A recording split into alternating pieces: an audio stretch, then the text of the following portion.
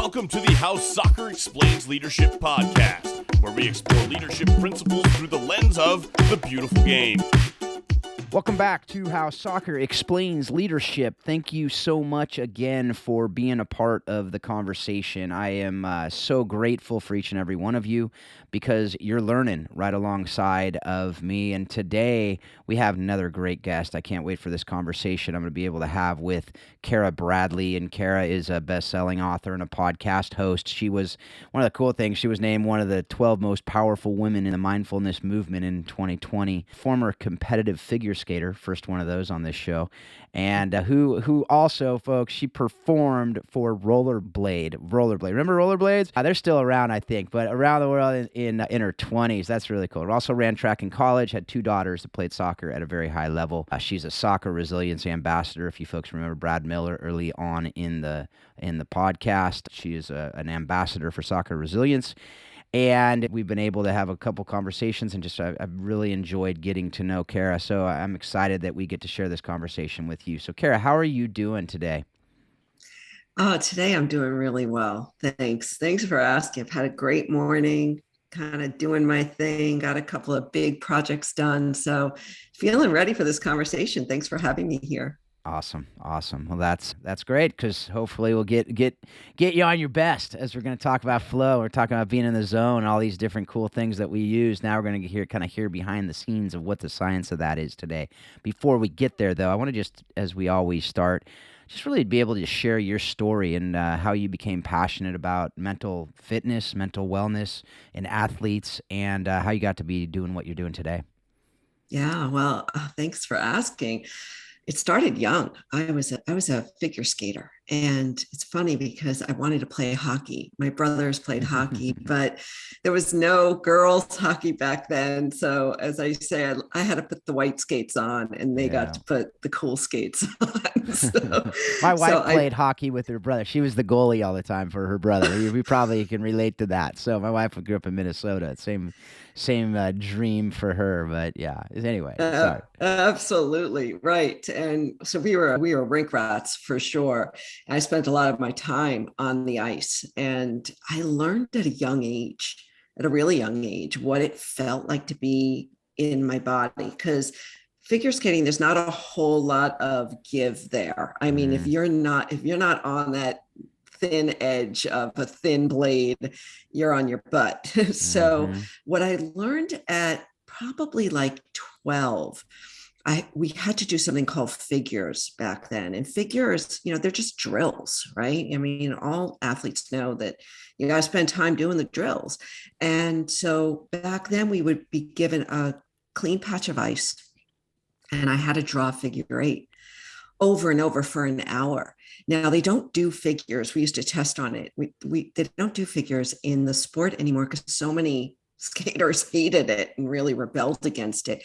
I loved it because it was quiet time where I got to really just be in my body on the ice. And one thing I noticed about figures, and I think it's important because I think all athletes can relate to this, but with figures, I had an hour to kind of spend with myself doing this, was that when I would start thinking about what I was doing, whether I was on an outer edge, an inner edge, backward, forward, whenever I got into my head, I went flat on my blade. And so I couldn't perform that figure eight the way I was supposed to. And so it was like a game I played with myself back then at 12. I was like, okay, how could I not think at all for this whole circle? And so what I didn't realize I was doing was I was training my mind. It was a mindfulness practice every time I did figures. And so, of course, I had no words for it. I just kind of felt it. Then as a competitive runner in college, I ran the 800. I had that sense again, and I started to understand what it felt like to be either just in your body or in your head and in your body. And certainly my races were nothing if I was filled with doubt and fear and worry and anxiety and comparison and all those millions of thoughts that come through our head during competition, if we allow it to. So again, that was just mind training without knowing what I was doing. Yeah, absolutely. And so fast forward to today, now you're doing all these different things. So how'd you go from being an athlete who feels that zone, so to speak? I remember you talking in another talk you gave about your last race in college. You've really felt like it all came together, right? So you go from that to then saying, I want to teach others this. I want to learn more. I want to go deeper. What triggered that, and then what did that look like, and what was that path to where you are now? Yeah. So it was my last college track race, and I had been a mediocre athlete, honestly. And a lot of it had to do with I just, it was like my upbringing. We were just my parents were more careful with us. Hmm. So didn't kind of give us that freedom to go for it. And so it was my last college track race, and I ran the race of my life. I ran it because I had nothing to lose. And I had done a bunch of things pre-race that I'd never done before to settle my system, my nervous system, my body and my mind. And so really what happened during that race was, one, I shifted into a flow state, and two, I awakened the potential that I always had. And I think that's a really important point because it really led me into everything I do now. When I finished that race, it was a playoff race, and I came in third, and my whole team was like, what just happened? And I was like, what just happened? And I knew, and I sat there on the track, and I was like, oh my God, like, why did I wait to my last race to do this? And of course I didn't know, because I didn't even know what happened to me. But what I realized then and there was that if I could learn how to train myself to access whatever I had accessed, which now we call flow, then anything I did, I would do well. Like, I knew it. And so that sent me on my journey to understand how to train the body and mind for optimal performance.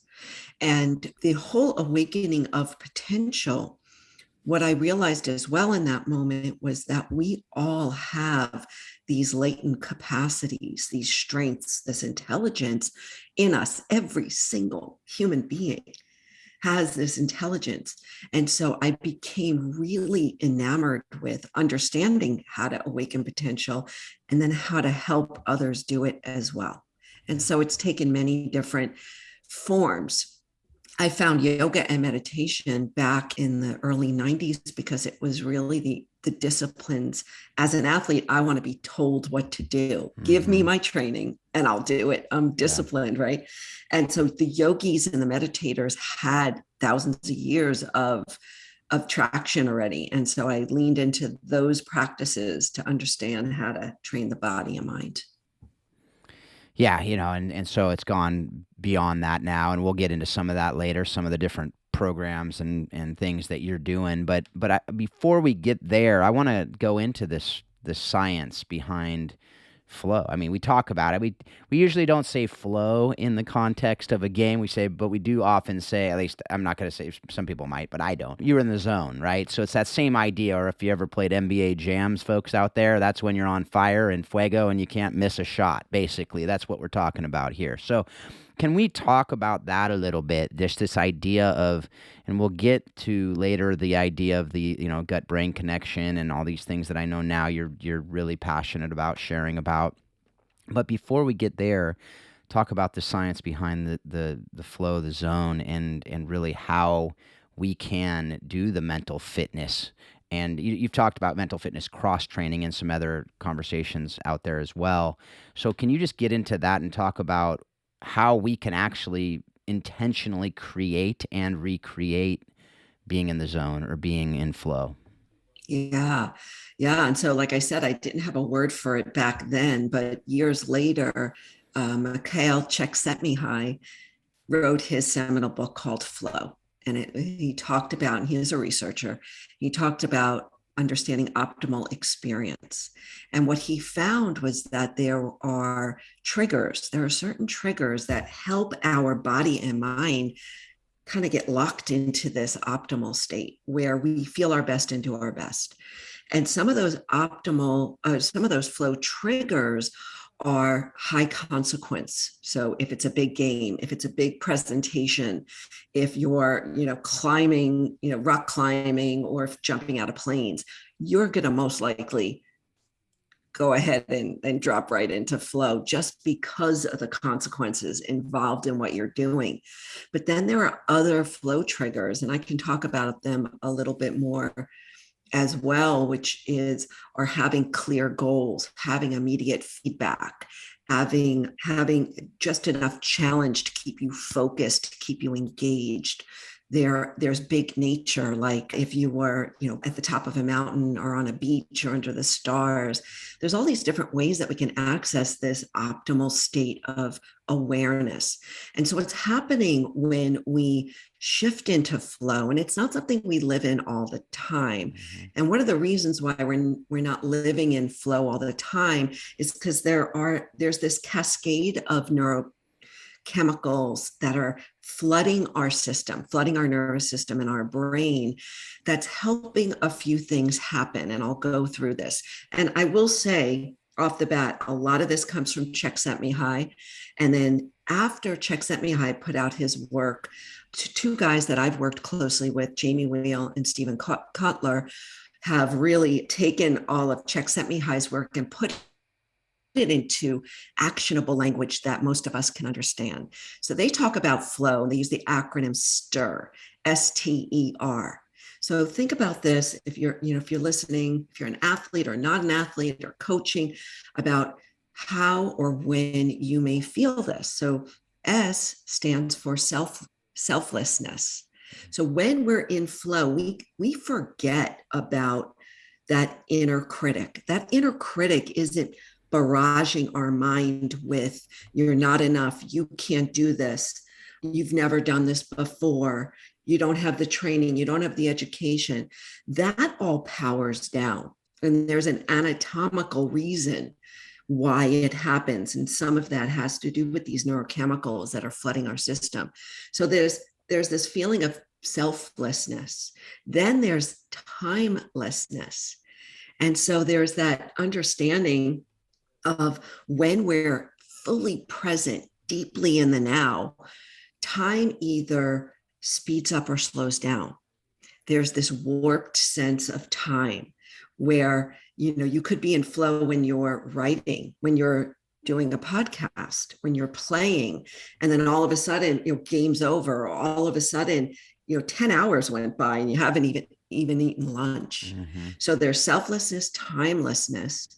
Then there's effortlessness, where everything you do seems to be clicking into place, right? You're on fire. You're in your game.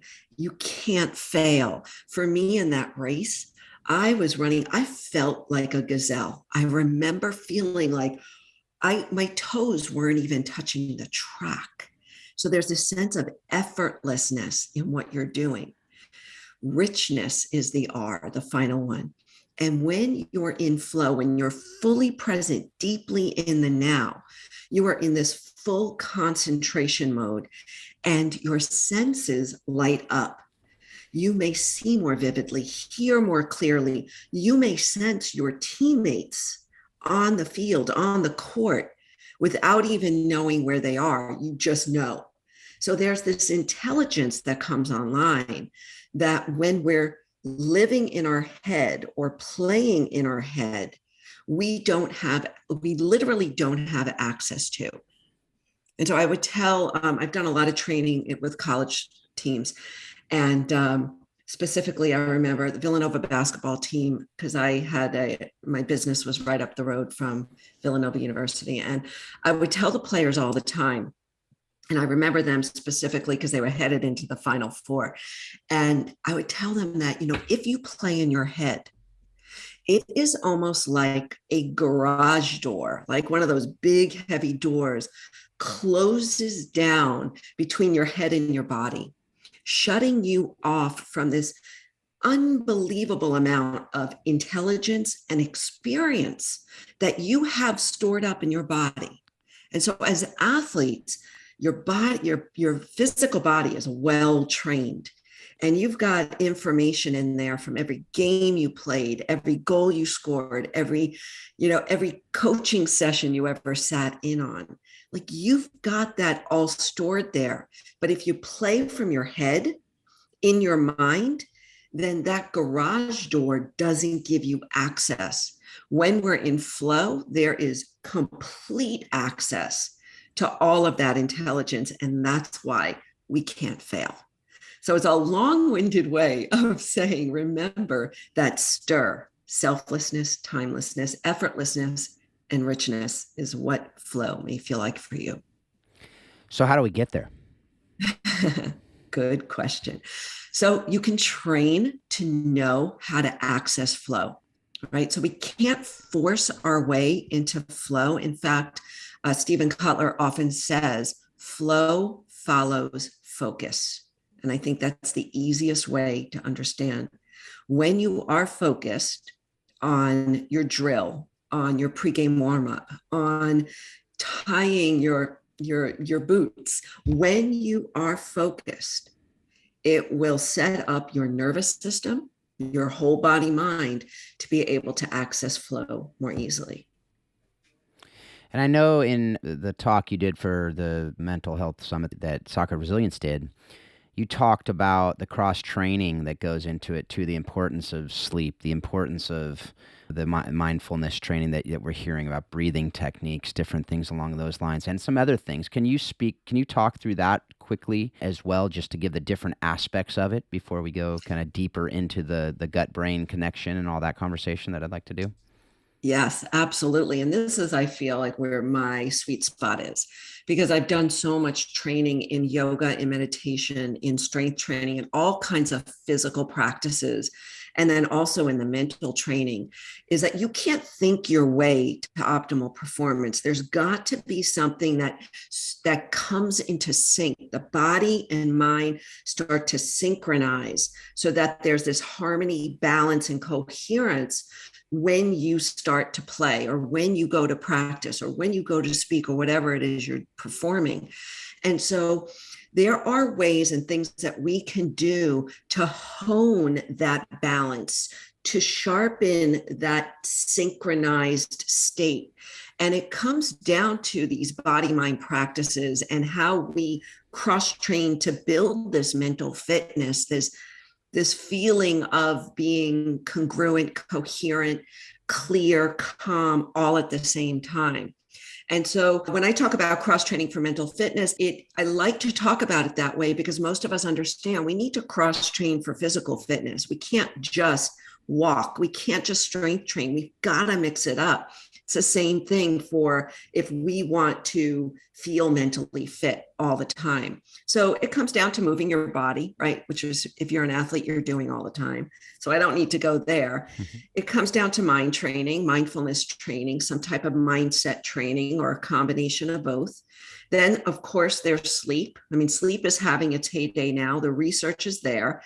We need 8 hours plus. We need to focus on recovery, or it's game over. Honestly, the body starts to go into stress mode, and we can't possibly perform at our best if we're in stress mode. So sleep, movement, nutrition, clean eating, our mood is affected 100% by the food that we intake. So clean. And I'm not going to tell you guys how to eat, because we all have our own thing going on there. But then there are other things like gratitude practice, time in nature, focus on recovery.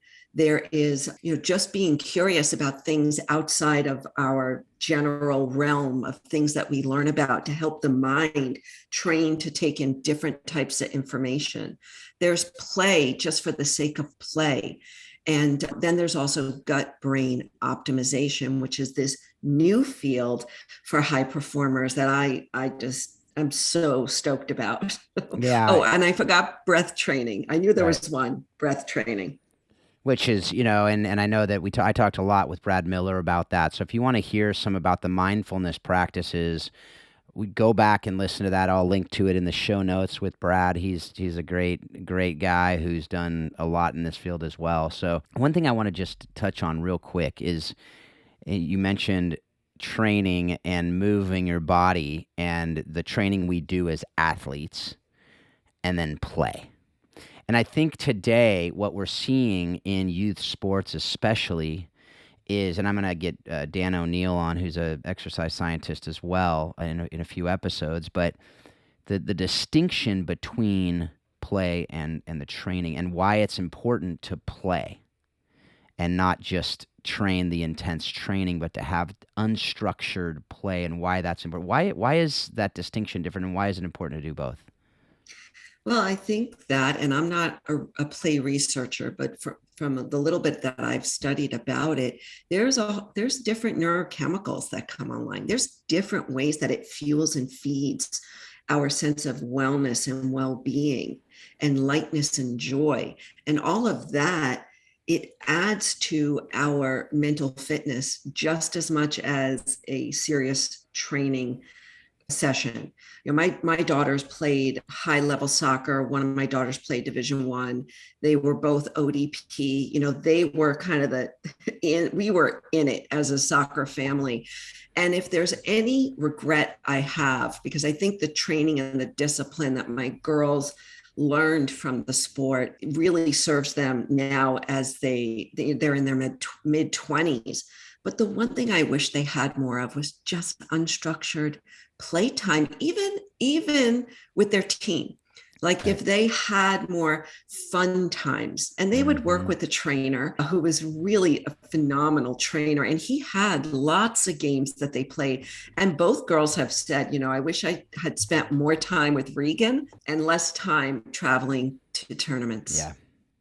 No, and the coach of my daughter's team is talking about just having scrimmages on, just fun, not even scrimmage, like not, say coaches get out of the way, and just whoever wants to show up in the club on Saturday, show up at the fields. We have the fields anyway. Let's just play. And I love that idea. And, my son's just, my 10-year-old, finally, I have 5 kids, and my fifth is saying, Dad, I'm going to the park. I'm like, finally, he just said, I'm going. He just hops on his scooter. We got him one of those watches. We know where he is, and he can, just be home by dark. I feel like, we're back in, my childhood, which is so, so awesome. And I just love it. And, you still it's a different world and all those things, but at the same time, some things have changed, but a lot of things haven't. And that's one is the kids need to just get out and goof around and be kids. And so, and we as adults need to do that too. And that's the thing is, they say kids will be kids. Yeah, but we need to be playing. We need to be doing just fun and getting out into nature, like you said, just going for a walk and just goofing around and laughing. And my brother just celebrated his 50th birthday, and one of the things his kids said to him, which was super encouraging for me to hear about my brother, they said we just went around the table and shared what we love about him, and one of his daughters said it's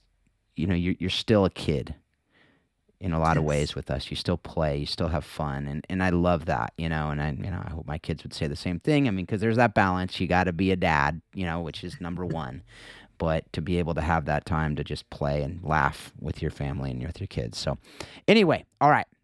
So now we get to move on to what we talked about. I kind of teased this enough. Now let's get to this, and you did too as well. But this gut-heart brain connection, really how it impacts our mental and physical wellness, and just, I mean, first of all, what is it? What are we talking about when we hear about microbiomes and all these? It can be like anything else. I just said Dan Abrams on, and he can talk at a PhD level, and we can also bring it down to a, what does it mean to us, and what does it look like, and how can we maximize our, gut-brain health and all that good stuff. Yeah. Yeah, well, I want to say first that, I've spent my whole career, my whole life understanding optimal performance, awakening human potential. How do we experience life more fully? How do we bring more joy in our lives? So for me, I've gone down so many different rabbit holes. And when I learned about the new science of the gut-brain connection about 3 years ago, I knew in that moment that it was going to change everything. I just knew it. And I also knew that I could never just teach meditation, yoga, mindset training. I could never just teach these body-mind practices without talking about the gut brain. Because what we're learning, and the science is new, it's 5 to 6 years old. We are learning that what comes out of our gut, and what is the up way, not the down way, what is going up the gut I never said that before. But what is communicated between our gut and our brain is unquestionable at this point. When our gut is healthy, our gut microbiome, which is this ecology of bacteria and viruses and other stuff. But when our gut ecology is healthy and balanced, this signaling, and I think that the real important aspect here for you all to understand, it's the signaling, it's the communication between the gut and the brain. When that is clear and sharp, we feel mentally focused. We have mental acuity, which is mental sharpness. We have mental flexibility and agility. We feel wonderful. Our mood is better. We can focus. We can experience other people's joy. I mean, it goes on and on. When the communication between the gut and the brain, the signaling is off, like we're at 3G instead of 5G, we feel foggy. It's brain fog. That's what it is. We feel confused. We're distracted. We may not be able to hear things as well. We're not sharp. We're not flexible. We may not connect with others as well. And so what we're learning from the gut-brain connection and the gut-brain access is that starting at the root, starting at the gut, through better food, through less stress, less toxins, and if we can, less pharma, because those are the 4 things that will throw our gut off. If we can improve those 4 things, it will improve the signaling through the immune system and the nervous system. And when the signaling's improved, our mental wellness is improved. We can go from dealing with, on one side of the continuum, sadness, anxiety, depression, ADHD, and others, to mental wellness, which is feeling more like you're not like you're just normally happy and wonderful and life is good, to the optimal side of the continuum, which is where I live and teach from, which is mental fitness. So mental fitness is optimized mental wellness. And we can now understand through better food and food supplements. So we are learning about specific strains of probiotics, specific micronutrients and plant that will improve that gut-brain connection. And this is a lot of the work that I'm doing right now. And I represent a company that's really at the forefront of this all. It's going to change sports in the next 5 years because more and more people are going to recognize that this is going to be their mental edge, is the gut-brain connection. Yeah, absolutely. And I know I'll put that video you shared with me. If you tell me the product again. Happy Juice? That company, that the video I watched on I forget the doctor's name, but he talked about how the gut brain connection and the gut, right bacteria in the gut causes lower depression, fatigue, tension, anger, confusion, the brain fog, and increases vigor, which, as he defined as physical energy, mental acuity, and emotional well-being. And I think this is during COVID for various reasons. We've had more depression. We've had more mental health issues. We've had more brain fog from COVID long haul, from these other things.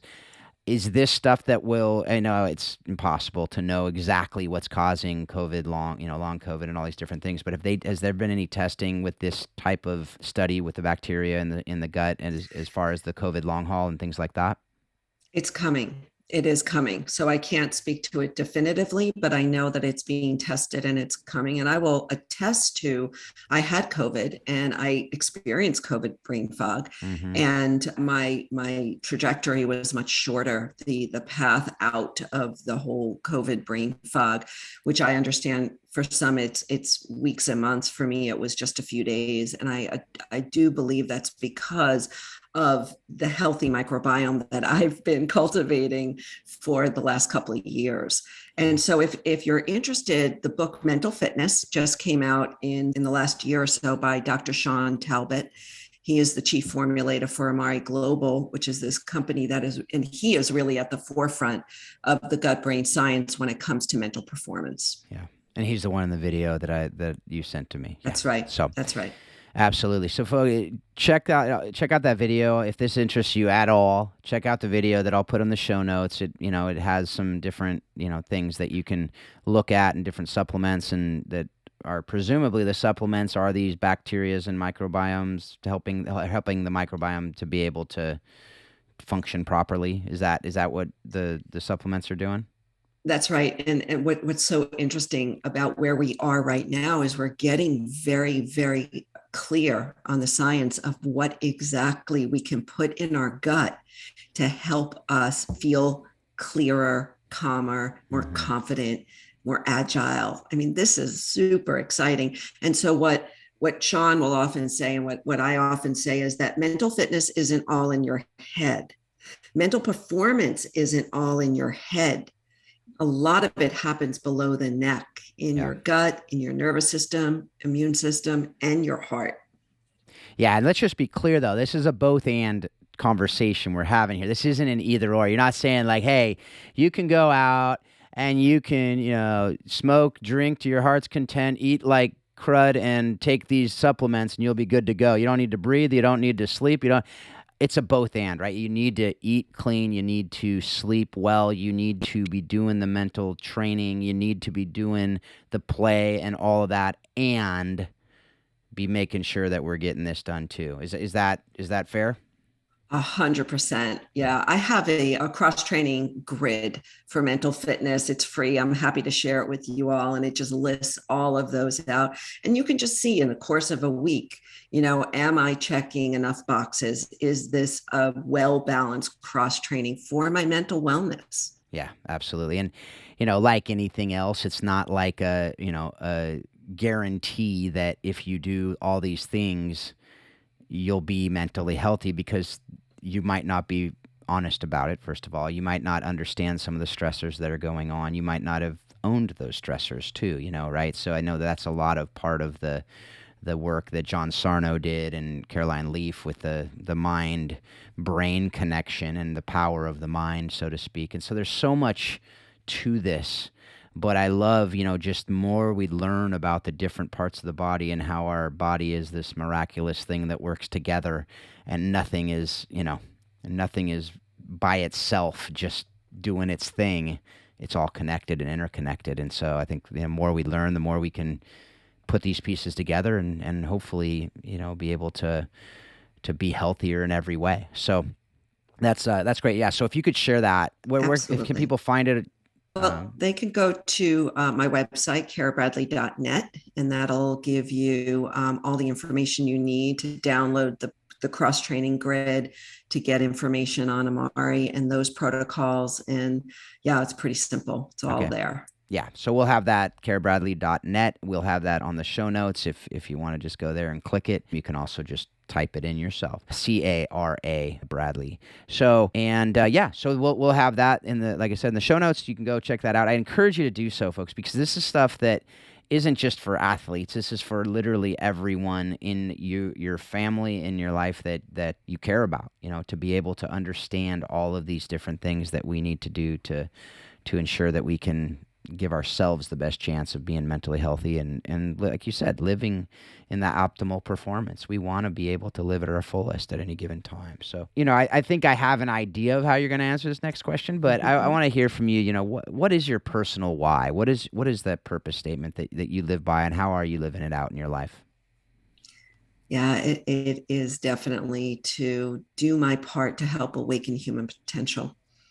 We have so much to share out there. Every single person we meet in the stores has so much to share with the world. And if we were all in the process of awakening those dormant, latent capacities, then I believe our world would be a happier place. So that is without a doubt my why. And I live it every day because I am a continued student and learning all the time. Yeah, I can tell that just a little. I've gotten to know you, that you are a learner, which I am too, which is why I think we've connected on that for sure. All right, so now you're learning something a little new than you probably have ever before, where recently you've intentionally become house free, and I think I saw you say that. It's probably to make sure people know you're not homeless, but you've gone house free and just have a lot less stuff now. What have you learned in that? Well, first of all, what am I talking about there? And then what have you learned in that process and in that journey that you're on? Yeah, and it's a temporary journey. It's not forever, but my husband and I sold our yoga and meditation business in the Philadelphia area right before COVID. And we decided we had been at it for 16 years and had to be there all the time. So we decided we didn't want to have to be anywhere. So we gave up the house and gave up the stuff. And so now we live for 2 to 3 months at a time in different areas in the country and just do short-term rentals. And what I have learned, and we call this our process of untangling. We have untangled so many layers of conditioning, just social conditioning from our culture of what it means to be successful. We've untangled so much within ourselves. I've learned how to let go and be flexible and let things roll and just be present and be at home anywhere. That has been such an extraordinary gift.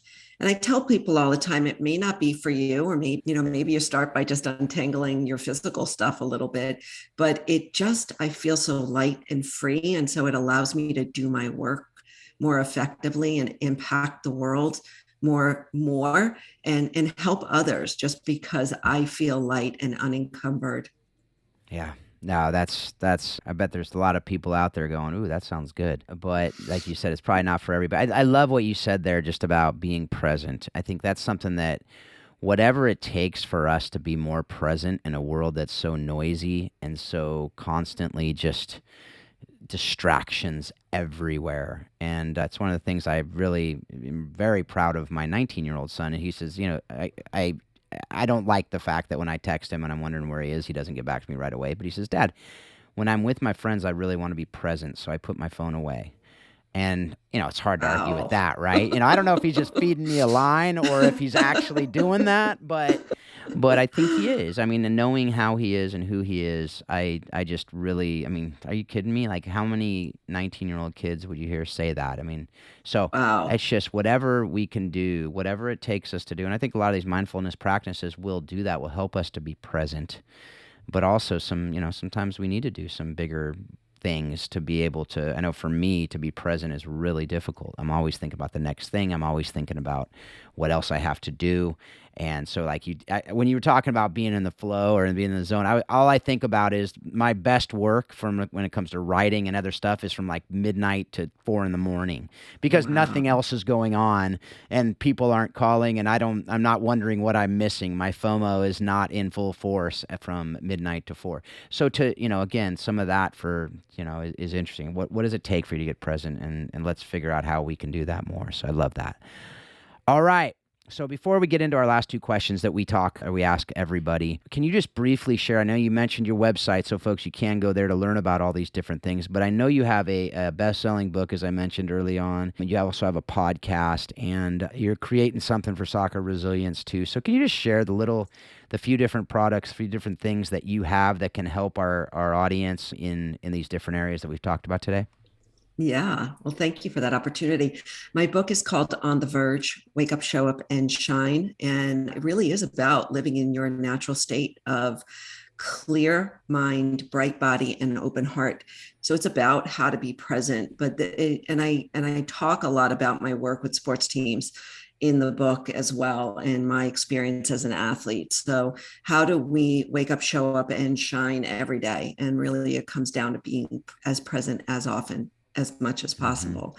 And my podcast is called On the Verge as well. And that is a daily podcast. I go Monday through Friday. They're short 6 to 8 minute snippets and tips, mental fitness tips, stories, inspirations, motivations. I get into flow when I record those. I absolutely love it. I'm like right there at the edge of my seat whenever I'm recording. So you can check that out as well. And the work that I'm doing with Amari and with the Mental Wellness Company is to partner with different organizations to help to educate different populations on gut, brain, mental wellness. And because I think that at this point in our mental wellness or mental health pandemic, there are just way too many people suffering. And so we need to offer natural solutions for people, to kids, especially kids, for kids and anybody else that may be feeling like they're languishing or depressed or having, a lot of anxiety, to improve their mental wellness and to hopefully experience mental fitness. So again, all of that can be found on my website. Just reach out to me. I'm a person at the end of the email, and I'd love to get into conversation with anybody who's curious. And what is that email? Cara@carabradley.net. Keep it simple. Same name for the podcast, for the book. Cara's trying to keep it simple so you can focus on the things that matter. You can be present in other areas. All right. So last couple questions. What lessons learned directly from sports? Also sports for you. It could be soccer with your girls, or figure skating, or track, or rollerblade. I got to ask that. What the heck is that? All right, so the rollerblading around the world, like in your 20s. I saw that on your bio, and I'm like, all right. So before we get into this other question, that I think was probably what something was burning on people's minds. Tell us about that. All right. Well, I'll be quick about it. But since I was a figure skater, I was living in New York City and skating, and I had a friend that owned a skate shop, and he started carrying these things called rollerblades. Yeah. It was in the late 80s. And so he asked me to teach in Central Park. If anybody bought a pair of skates, he'd send them to the park, and I'd teach them how to skate, because rollerblades and figure skating are very similar. And then so I ended up auditioning for Team Rollerblade, which is the performance team for the company. And they were at the time sending us around the world, educating people on what inline skating was, rollerblading. And so we did hip hop shows on rollerblades, under the Eiffel Tower and all over Japan and all over many other places. All right. So if you have a video of that, you need to share it, and we can put that on the show notes. I'm just saying, if there's something on YouTube or Vimeo or something, we got to find that. I got to find that. That'd be fantastic. All right. If not, we're all going to be bummed and disappointed, but that's okay. That's okay. All right. That's so cool. Doing rollerblade show at the base of the Eiffel Tower. I mean, that doesn't get much better than that. All right. So back to this question. What lessons learned directly from sports have you used in your marriage and your parenting? I think it's consistency. As an athlete, I just learned the importance of consistent action, even if it's small actions, but it has served me well in my marriage. I've been married 31 years, and my daughters as well learned that in their own sport. I think it's one of the most important reasons why we should get kids involved in youth sports, is just to understand that slow build is really the name of the game. Oh, that's great. That's so good. All right, last question. What have you read, watched, listened to that has informed your thinking on how soccer and other sports explain life and leadership? Well, as we talked about before the podcast, I asked about Ted Lasso, because I'm such a fan from a leadership perspective, but I'm going to give you another one. And that was a book I read a few years ago by Diana Nyad, the swimmer. And it's called, oh my gosh, I forgot. It's something about why. Find your why. No, it wasn't find your why. Find a way. That's it. Find a way. Find a way. And she swam from Cuba to Miami. She was the first human to ever do that. Took her many, many attempts. And her mantra was find a way. And it's definitely something that I have lived with that. And after reading that book, it just, it ingrained it in my brain. Find a way. If you want it, find a way. You may have to be flexible. You may have to change course, but find a way to do it.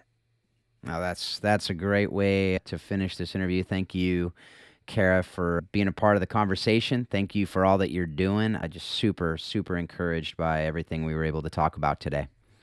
Thank you so much, Phil. It's been my pleasure. Yeah, absolutely. All right, folks. So once again, thank you for being a part of the conversation as well. If you want to go deeper with coaching the bigger game, which we've talked about on this show and we've talked about on the off-season talks as well, you can do that at coachingthebiggergame.com. You can also get involved and find out more about what Paul and Marcy Jobson are doing with the Warrior Way program at warriorwaysoccer.com. And, if you want to have any questions, if you have any guests that you think would be good on this show, please reach out to me, phil@howsoccerexplainsleadership.com. And if you have any questions that you have for me, I'd love to be able to have a conversation with you there as well.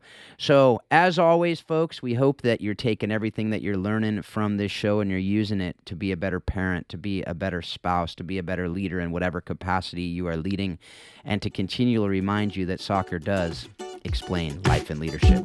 Thanks a lot. Have a great week.